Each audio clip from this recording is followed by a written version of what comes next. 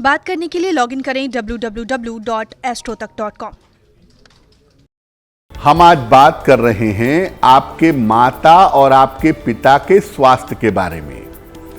आपकी कुंडली आपके माता पिता के जीवन के बारे में और स्वास्थ्य के बारे में बहुत सारी जानकारियां दे सकती है।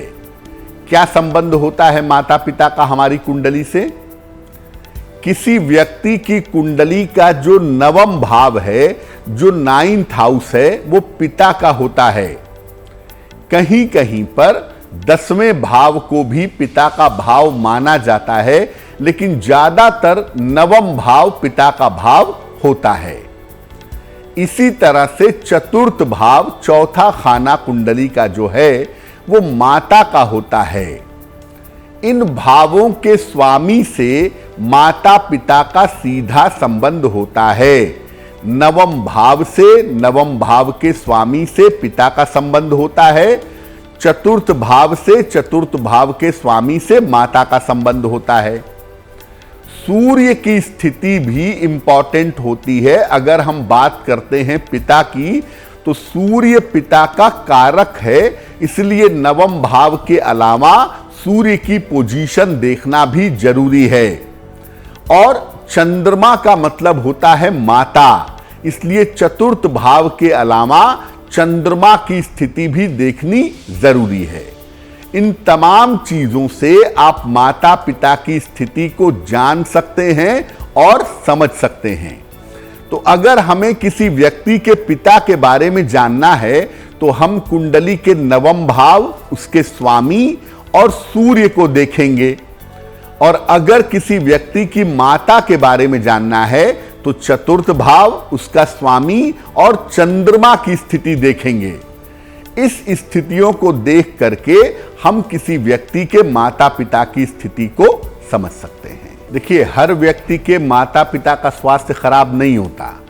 कुछ लोगों के माता पिता की उम्र काफी हो जाने के बावजूद माता पिता का स्वास्थ्य बहुत अच्छा रहता है, वो लंबी आयु तक जीते हैं। कब ऐसा होता है?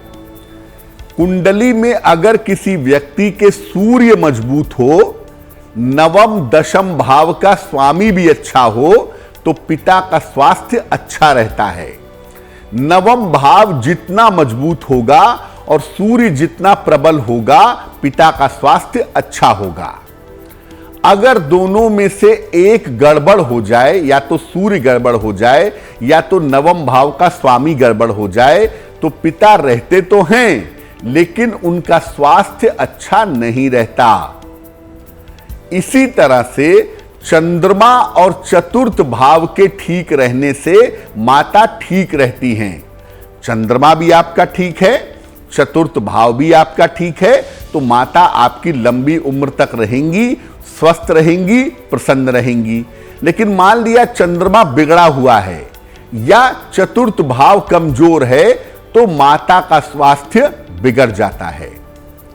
कुल मिलाकर ऐसा देखा गया है कि अगर कुंडली में मंगल अच्छा हो, सूर्य और चंद्रमा तो अपनी जगह इंपॉर्टेंट हैं ही। सूर्य मतलब पिता, चंद्रमा मतलब माता, लेकिन इसके अलावा अगर किसी कुंडली में मंगल अच्छा होता है तो माता पिता ठीक रहते हैं। उसका कारण क्या है? मंगल का मतलब होता है जो लोग आपसे जुड़ते हैं, जो लोग आपके रिश्ते को मेंटेन रखते हैं, जो लोग आपके साथ रिश्ते निभाते हैं, उसका मतलब होता है मंगल। वैसे तो मंगल को भाई बहन का कारक मानते हैं, लेकिन सामान्यतः ऐसा देखा गया है कि अगर कुंडली में मंगल अच्छा होता है तो जो आपके नजदीकी लोग हैं उनका जीवन बेहतर होता है और उनको सामान्यतः स्वास्थ्य की समस्या परेशान नहीं करती।